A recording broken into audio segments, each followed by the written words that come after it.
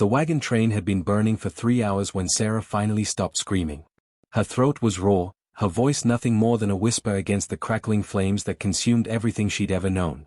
The attack had come at dawn, swift and merciless, and now the Montana prairie was littered with bodies and ash. She knelt in the tall grass, her dress torn and blood-stained, watching the Lakota warriors move through the wreckage like shadows. They took what they wanted: horses, weapons, supplies, methodical and efficient. Sarah's husband lay 20 feet away, his sightless eyes staring at the morning sky. Her 2 children were somewhere in the burning chaos behind her. She couldn't look. She couldn't breathe.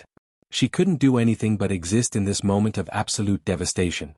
A warrior approached her, young and painted for battle, his face unreadable. Sarah didn't move. She'd heard the stories, knew what happened to women taken captive. The torture, the slavery, the slow death of spirit before body finally gave out. She'd rather die here, now, with her family, than face whatever horrors awaited. She looked up at him with eyes that held no fear, only exhaustion and grief so profound it had weight.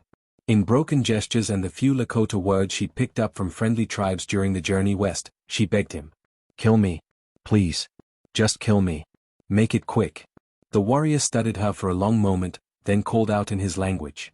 Another man approached, taller than the rest, wearing a magnificent headdress that marked him as someone important. A chief, Sarah realized dimly. The younger warrior spoke rapidly, gesturing at her. The chief dismounted from his horse with practiced grace. He was perhaps 40 years old, his face marked with scars that spoke of countless battles survived. His eyes were dark and penetrating, missing nothing as he assessed the white woman kneeling in the grass, begging for death. Sarah repeated her plea, more desperate now. She pointed to the bodies, to the flames, to her own chest. "Kill me. Let me join them. I have nothing left." The words came out in English, in broken Lakota, in the universal language of grief that needed no translation. The chief's expression shifted, something unreadable crossing his features. He spoke, his voice deep and commanding, but Sarah understood nothing except the tone, not angry, not cruel, but firm. Decisive. He gestured to 2 warriors, giving quick instructions. They moved toward her and Sarah closed her eyes, grateful it would finally end. But instead of the blade she expected, she felt hands lifting her to her feet, not roughly but not gently either. Her eyes flew open in confusion and terror. The chief was already walking back to his horse. He swung up into the saddle and looked down at her one more time. In careful, heavily accented English, he said just 3 words that made no sense to her shattered mind. "You will live." Sarah tried to pull away from the warriors holding her arms, tried to drop back to her knees, tried to make them understand. Death was mercy. Life was the cruelty. But they were already moving, half carrying her toward the horses being gathered from the wagon train's remains. "No," she whispered, then louder, "No. Please. I can't, I won't." The chief turned his horse and rode close to her. His eyes met hers, and she saw something there she didn't expect. Not pity exactly, but understanding. Recognition of pain. He'd lost too, she realized. Everyone lost out here on this brutal frontier where cultures clashed and bled. "You will live," he repeated, more firmly this time. "This is not mercy. This is not cruelty. This is what must be." They lifted her onto a horse, and Sarah's body moved mechanically even as her mind screamed. The war party began to move, heading north into the vast Montana wilderness. Behind them, the wagon train continued to burn, sending black smoke into the clear blue sky like a funeral pyre. Sarah didn't look back. She couldn't bear to. She fixed her eyes straight ahead, seeing nothing, feeling nothing but the hollow emptiness where her heart used to be. The chief had saved her life. She would never forgive him for it. They rode for 6 days, stopping only when absolutely necessary. Sarah existed in a fog of shock and exhaustion, barely aware of the passing landscape or the warriors around her. She didn't eat unless forced, didn't speak, didn't acknowledge the world except as something to endure until it finally released her. On the 7th day, they reached the village. It sprawled across a river valley, dozens of teepees arranged in careful circles, smoke rising from cooking fires, children and dogs running between the dwellings. Life, normal and continuing, as if Sarah's entire world hadn't just been destroyed. The arrival of the war party caused immediate excitement. People emerged from their homes, calling out greetings and questions. The warriors responded with pride, displaying their captured goods and horses. Sarah saw the looks directed at her, curiosity, suspicion, some outright hostility. She was the enemy, After all, a white woman whose people had been pushing westward, taking land, breaking treaties, bringing disease and death. The chief, she'd learned his name was Lakota, meaning friend to everyone, though that seemed bitterly ironic to her, led her to a teepee set slightly apart from the others. An older woman emerged, her face deeply lined, her hair shot through with silver. She looked at Sarah with sharp, assessing eyes. Lakota spoke to the woman in rapid Lakota, too fast for Sarah to catch even the few words she knew. The older woman's expression shifted from suspicion to something else. Reluctant acceptance, perhaps. Or maybe just resignation. The chief left without another word to Sarah, and she found herself alone with this stranger who gestured for her to enter the teepee. Inside, it was surprisingly spacious and organized, with sleeping robes arranged around the edges and a small fire pit in the center. The woman pointed to a spot, clearly indicating Sarah should sit. For the first time since the attack, Sarah spoke, her voice hoarse and broken. "Why am I here? Why didn't he just kill me?" The woman didn't answer, probably didn't understand. Instead, she brought water and something that might have been food. Sarah turned away from both. She wanted nothing from these people. Nothing except what they refused to give her. But the days passed, and the body has its own demands that grief cannot silence forever. Sarah drank. Eventually, she ate. She learned the old woman's name was Winona, and that she was Lakota's aunt, a widow who'd lost her own family to the same conflicts that had claimed Sarah's. Winona didn't speak English, and Sarah's Lakota was nearly non-existent, but somehow they managed a form of communication. Mostly, Winona simply went about her daily life and expected Sarah to follow. Fetching water from the river. Gathering firewood. Preparing food. The simple, endless tasks of survival. Sarah did them mechanically, still hoping each morning she would simply fail to wake up. But life persisted despite her wishes, stubborn and relentless. The village treated her with wary distance. Some ignored her completely. Others watched with open distrust. A few children threw small stones until Winona chased them off with a stream of angry words. Sarah didn't care. Let them hate her. She hated herself for continuing to breathe while her family lay cold in the ground. 2 weeks after her arrival, Lakota appeared at the teepee. He'd been absent since that first day, off on some business Sarah neither knew nor cared about. He looked tired, she noticed distantly, as if he carried weights invisible to the eye. "Come," he said in English, gesturing for her to follow. Sarah's first instinct was to refuse, but Winona gave her a sharp look that said disobedience wasn't an option. She rose and followed the chief through the village to a teepee larger than the others, clearly a place of importance. Inside, several elders sat in a circle, their faces grave. Lakota indicated Sarah should sit, then took his place among them. They spoke in Lakota, their voices low and serious, occasionally glancing at her. Finally, Lakota turned to address her directly. His English was rough but clear enough. "You ask why you live. I tell you now. My daughter died 3 moons ago. Sickness from white man's disease. Fever that burns, spots that cover skin. You know this." Sarah nodded slowly. Measles. The scourge that decimated native populations who had no immunity to European diseases. Before she died, Lakota continued, his voice carefully controlled, she was wife. Now her husband has no wife. His children have no mother. This leaves whole in family. Whole in tribe. Understanding crashed over Sarah like ice water. Her voice came out as a horrified whisper. "No. You can't mean. You will marry Chaitan. You will mother his children. You will become Lakota." Sarah surged to her feet, rage finally breaking through the numbness. "I would rather die. I begged you to kill me. You should have." "I should have many things," Lakota interrupted, his voice hard as stone. "I should have daughter who lives. You should have family who lives. We do not get what should be. We get what is." Sarah refused. For 3 days she refused, staying in Winona's teepee and rejecting every attempt at persuasion. She wouldn't eat, wouldn't speak beyond declaring her absolute refusal to become some stranger's replacement wife. Let them kill her. Let them torture her. She would not betray her husband's memory by taking another. On the 4th day, Winona brought the children. There were 3 of them. A boy of perhaps 8 years, his face solemn beyond his age. Twin girls who couldn't have been more than 5, their dark eyes wide and uncertain. They stood at the teepee entrance, clearly terrified of the angry white woman who'd been shouting in a language they didn't understand. Winona spoke gently to them, urging them forward. The boy came first, positioning himself protectively in front of his sisters. He said something in Lakota, his voice trembling but brave. He says his name is Makwa, Winona explained in broken English she'd been practicing. Means bear. These are Nijoni and Ayesha. They have no mother now. Very sad. Very alone. Sarah felt her resolve crack. These children hadn't killed her family. They were innocent victims of the same brutal circumstances that had destroyed her own life. The twins couldn't be much younger than her own daughter had been. She looked away, unable to bear the hope and fear mingling in their young faces. I can't. Don't ask me to do this. Winona knelt beside her, speaking with unusual gentleness. You think you only one who suffers? You think we not know pain? Chaitan lost wife he loved. Children lost mother who sang to them. But life continues. Children need mother. Man needs wife. Tribe needs strong families. I don't love him. I don't even know him. Love comes or not comes.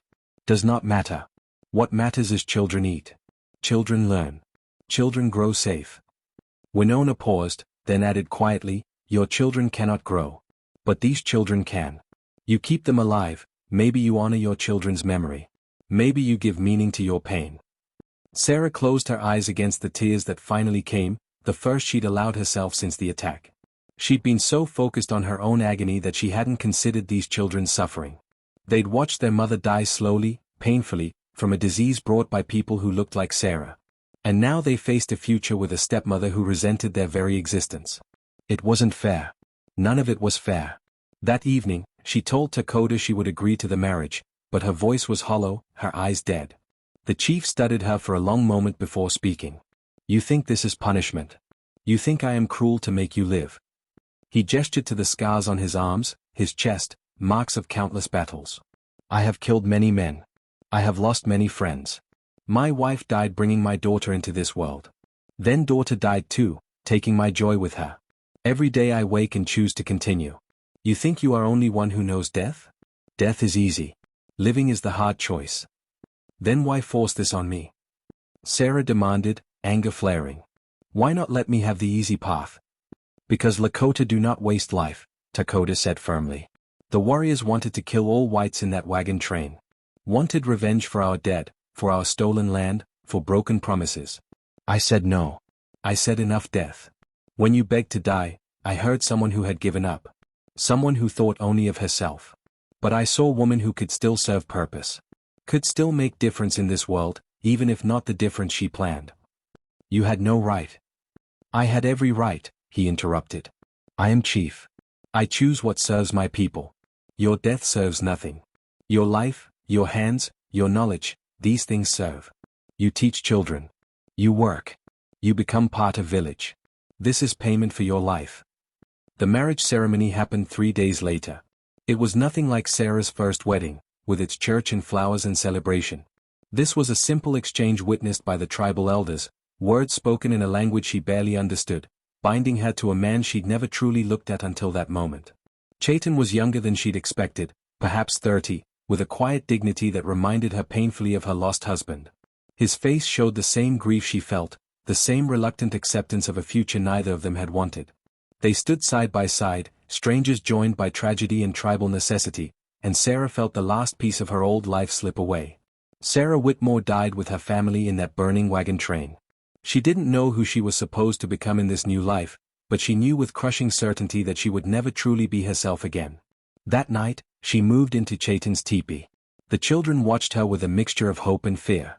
Chaitan spoke to her only once, in careful English. I do not expect love. I do not expect you to forget. I expect only that you try. For them. He gestured to the children. Sarah nodded, unable to speak past the lump in her throat. She could try. For the children, she could try. But forgiveness for being forced to live? That would take much, much longer. The first month was a nightmare of miscommunication and culture shock. Sarah burned every meal she attempted to prepare using Lakota methods. She couldn't properly tan hides, couldn't identify which plants were useful for medicine or food, couldn't even set up the teepee correctly when it needed repositioning. Everything she'd known about running a household was useless here. The village women watched her failures with expressions ranging from amusement to contempt. Some tried to help, showing her the correct way to do things with exaggerated patience that made her feel like a child. Others simply laughed and walked away, leaving her to figure it out alone.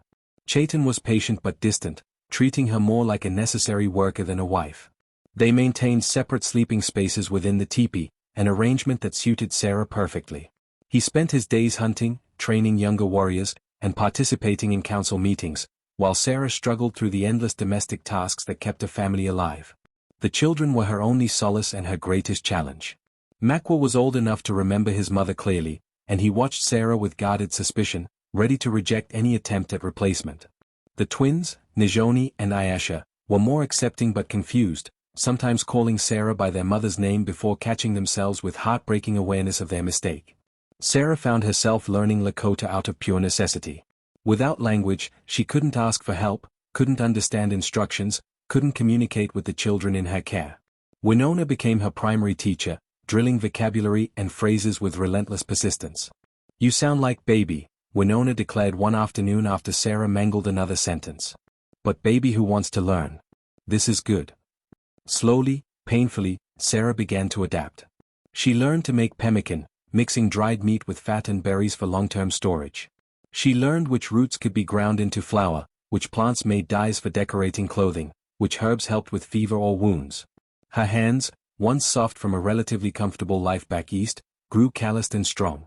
The turning point came 2 months after the marriage. Ayesha fell ill with a fever, crying through the night while Sarah sat helplessly by, applying cool water to her burning forehead. The child called for her mother, her real mother, and Sarah's heart broke knowing she could never be that person. But she could be present. She could comfort. She could fight for this child's life with everything she had. Sarah stayed awake for 3 days straight, using every remedy Winona taught her and some she remembered from her own mother. She sang songs from her childhood, even though Ayesha didn't understand the words. She held the little girl when she cried, rocked her when she couldn't sleep, forced water and medicine down her throat when she tried to refuse. Chaitan watched from across the teepee, his face carved from stone, but Sarah saw the fear in his eyes. He'd already lost one wife. He couldn't bear to lose a child too. On the 4th morning, the fever broke. Ayesha opened her eyes, weak but clear, and whispered something in Lakota. Sarah didn't understand the words, but she understood when the little girl reached for her hand and wouldn't let go. Chaitan approached slowly, kneeling beside his daughter. He touched Sarah's shoulder briefly, the first voluntary contact between them. "You did well," he said in English. Then, in Lakota, he added something that Winona later translated, "She fights for them like they are her own." Something shifted after that. Makwa stopped openly resisting Sarah's presence and began accepting her help with his tasks. The twins started coming to her naturally when hurt or scared, treating her not as a replacement mother but as someone safe who cared about them. The village women's attitudes thawed slightly, acknowledging that while she was white and awkward, she was trying. Sarah still grieved her lost family every single day. She still woke some mornings forgetting where she was, expecting to see her husband's face and hear her children's laughter.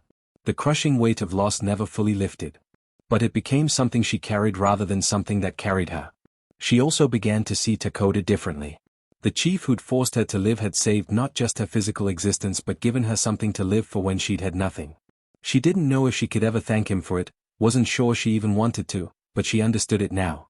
One evening, 6 months after her arrival, Sarah was teaching Nijoni to braid her hair when Chaitan returned from hunting.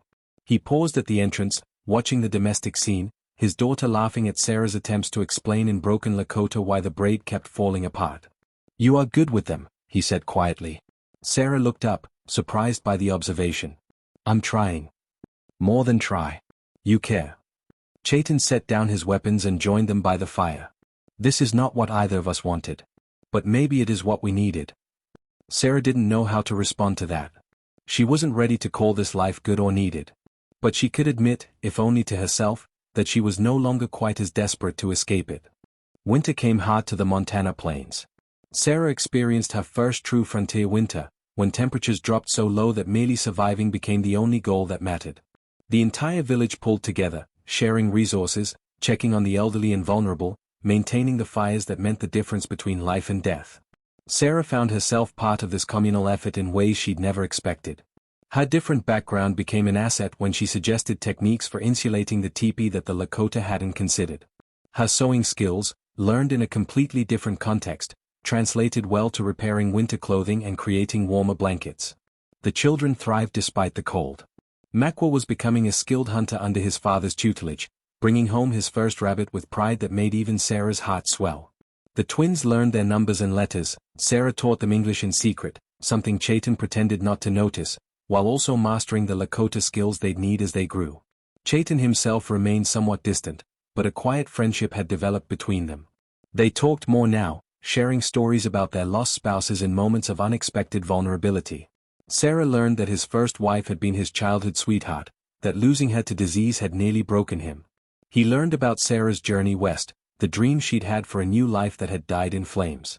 "You never speak of going back," Chaitan observed one evening while they worked together to reinforce the teepee against an incoming storm. Sarah paused, considering her answer carefully. "Back to what? Everyone I knew is gone. Everything I was is gone. The white settlements would see me as ruined, contaminated by living with natives. I don't belong there anymore. Do you belong here?" It was the question that haunted her. Did she belong? She looked around the teepee, at the children sleeping peacefully, at the life she'd built from ashes and grief, at this man who'd accepted her as a partner even when neither of them wanted the arrangement. "I don't know," she admitted honestly. "But I'm here. And that matters." Spring brought a crisis that would test every bond Sarah had formed. A cavalry unit appeared on the horizon, flying the American flag and demanding to speak with the tribal leaders.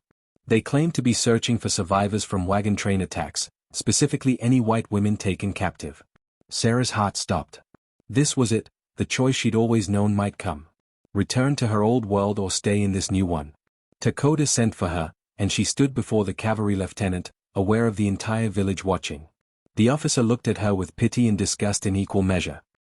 I'm Lieutenant Morrison. We're here to take you home." Home. The word felt foreign in her mouth. "I appreciate your concern, Lieutenant, but I'm not held captive." "You've been brainwashed," he said firmly. "These savages killed your family, forced you into slavery." "They saved my life," Sarah interrupted, surprising herself with the vehemence in her voice. "Chief Lakota could have let me die. Instead, he gave me a reason to keep living." The lieutenant's face hardened. "You have a responsibility to return to civilization, to testify against these murderers." "The only murderers I see here are the soldiers who've been breaking treaties and slaughtering villages for years." Sarah stepped closer, her voice dropping. "I know what your reports will say. That I'm a victim, that I need rescuing. But the truth is more complicated than your government wants to acknowledge." Lakota spoke up then, his English careful but clear. "She stays by choice. We force no one." The standoff lasted hours. The cavalry wanted to take Sarah by force if necessary, claiming they were liberating her. The village warriors prepared for conflict, unwilling to let soldiers dictate their lives. Sarah found herself in the impossible position of being the cause of potential bloodshed. Finally, she made her decision. She turned to the lieutenant and spoke clearly, formally, so there could be no misunderstanding. "I am Sarah Whitmore. I was Sarah Whitmore. My husband and children died in a wagon train attack last year. I mourned them, and I will mourn them for the rest of my life. But I am now also Sarah, wife of Chaitan, mother to Makwa, Nijoni, and Ayasha. I choose to stay with my family. I choose to remain here." The lieutenant tried several more arguments, but Sarah remained firm. Eventually, frustrated and baffled, the cavalry withdrew with promises to return, to check on her welfare, veiled threats about consequences for the tribe. When they were gone, Sarah felt the weight of her choice settle over her. She'd burned the last bridge to her former life. There was no going back now, even if she wanted to. Chaitan found her that evening, sitting alone and watching the sunset paint the sky in shades of orange and purple. "You chose us," he said quietly. "I chose myself," Sarah corrected. "I chose the life I have, not the life I lost." He sat beside her, their shoulders almost touching. "My first wife, I loved her from childhood. I thought I could never feel that way again." Sarah's breath caught, uncertain where this was leading. "I do not know if I love you," Chaitan continued honestly. "But I respect you. I value you. I care what happens to you. Maybe that is enough." Sarah thought about love, about what it meant and whether it mattered. She thought about her first husband, about the passionate romance that had carried her west to her doom. And she thought about this quiet man beside her, who'd accepted her grief, given her space to heal, and never demanded more than she could give. "Maybe it is," she agreed softly. That night, for the first time, they spoke not as strangers bound by obligation but as partners choosing each other. It wasn't the fairy tale ending Sarah once might have dreamed of. It was something better, something real and hard-won and built on the foundation of survived trauma and shared purpose. Months later, Sarah stood before Lakota during a tribal gathering. She'd learned enough Lakota now to speak it fluently, though with an accent that made the children laugh. "You were right," she told him. "That day when you refused to kill me, when you forced me to live, you were right. Living was the hard choice. But it was also the right choice." Lakota smiled, the expression transforming his scarred face. "You begged me to kill you. I saved you instead. But truth? You saved yourself. I only gave you the chance." Sarah understood now what she couldn't have grasped in those early days of grief and rage. Survival wasn't about forgetting the past or betraying the dead. It was about honoring them by continuing to live fully, to love again, to find meaning in the impossible circumstances life dealt out. She would always carry her lost family in her heart. But she had a new family now too, one that needed her as much as she needed them. The white woman who'd begged for death had become something else entirely, a bridge between two worlds, a mother to children not born to her, a wife who'd learned that love had many forms. She'd crossed a divide she never imagined crossing. And on the other side, she'd found not just survival, but purpose. Not just existence, but life. And that made all the difference. The end.